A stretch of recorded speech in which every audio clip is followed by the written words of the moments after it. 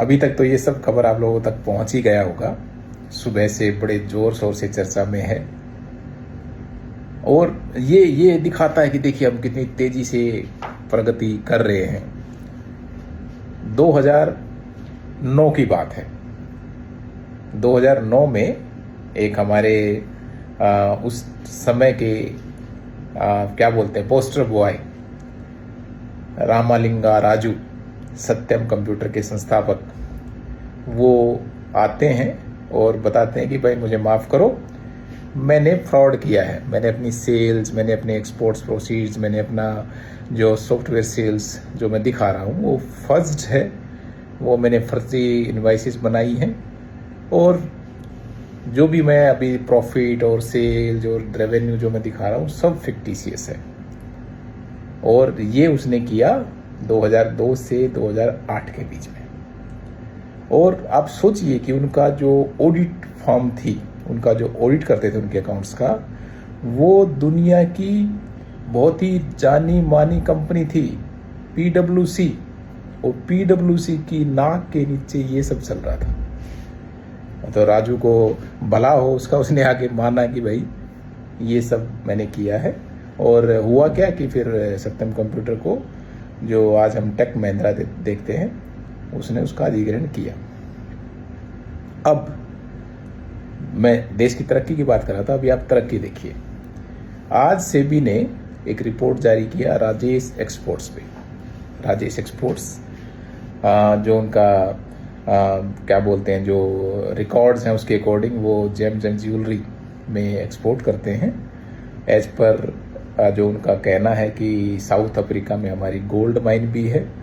वो झूठी है, वो भी झूठ है सब, कोई गोल्ड माइन नहीं है, कुछ नहीं है।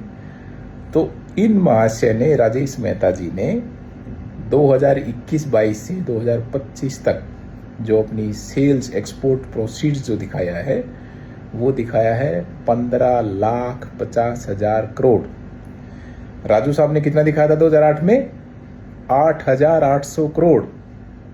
जो टोटल रेवेन्यू था लिंगा साहब का वो 8,800 करोड़ था सत्यम कंप्यूटर का, और राजेश एक्सपोर्ट्स का है 15,50,000 करोड़ इन 5 साल में। उनका मतलब वही, अगर उनका भी हम 5 साल का जोड़ें तो वो करीब 25-30 हज़ार करोड़ के आसपास था। 25-30 हज़ार से इतनी लंबी छलांग लगाई है 15,50,000 करोड़।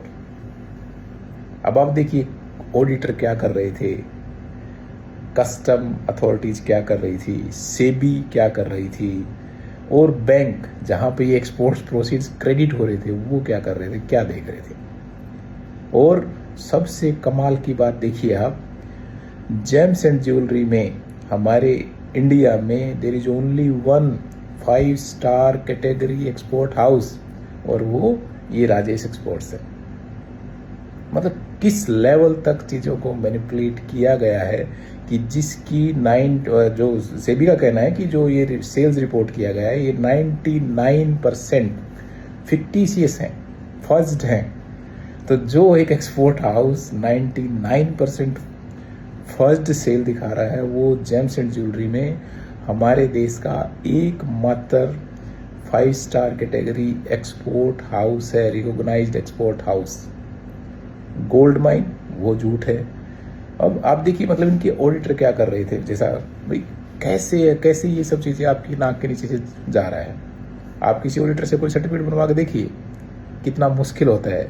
और उससे अलावा गवर्नमेंट अथॉरिटीज क्या कर रही थी, ईडी क्या कर रही थी, किसी को भनक नहीं लगा भाई क्या चल रहा है।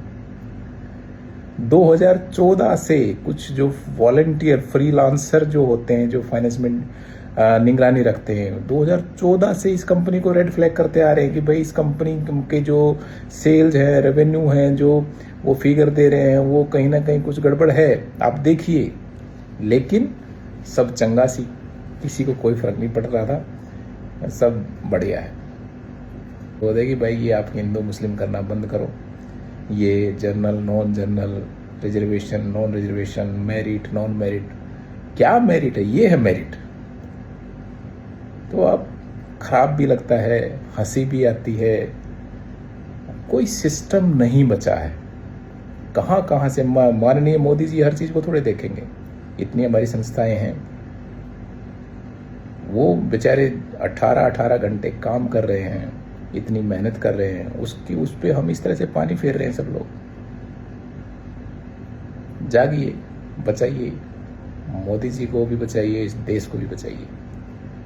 ये इस तरह की करते अगर लगातार ये लोग करते रहेंगे तो देश के साथ साथ हमारे माननीय प्रधानमंत्री की छवि को भी ठेस पहुंचती है, और जो विदेशी FII जो भाग रहे हैं, जब वो देखेंगे इस तरह की चीजें हो रही हैं तो क्यों आएंगे आपके यहाँ पे। 2023 में राजेश एक्सपोर्ट्स का जो शेयर प्राइस था 1038 रुपये था, पीक प्राइस था उस टाइम पे। अभी कितना है? 100 रुपये। तो आप सोचिए, जिन रिटेल इन्वेस्टर ने, जिन लोगों ने उस टाइम पे इन्वेस्ट किया है, क्योंकि सब रिपोर्ट्स यही आ रही थी भी बहुत अच्छी कंपनी है, बहुत अच्छी कंपनी है, 5 स्टार कैटेगरी एक्सपोर्ट हाउस है, और क्या चाहिए।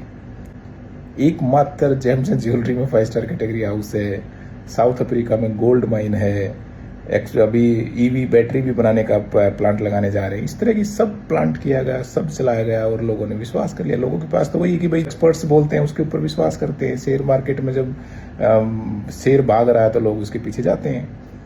आज शेयर प्राइस 1038 से करीब 100 रुपये के ऊपर आ गई है। और सबसे कमाल की बात, इंडिया का जो एक बड़ा इन्वेस्टर है, डोमेस्टिक इंस्टीट्यूशनल इन्वेस्टर बोल दीजिए उसको, LIC, अब आप सोचिए वो किस तरह की जांच करते हैं इन्वेस्ट करने से पहले। लगभग 11% इस कंपनी का स्टेक LIC के पास है। तो मतलब कोई वो पर्ची निकालते हैं, हाँ भाई आज किस में इन्वेस्ट करना है, आज राजेश एक्सपोर्ट्स में कर देते हैं। कोई, फिर वही है कि भाई उन्होंने भी ऑडिटर के ऊपर विश्वास किया, उन्होंने भी खाली बैलेंस शीट देख के होमवर्क कुछ किया नहीं। तो ये है, ये चल रहा है। तो इसलिए आप लोग मेहनत करिए।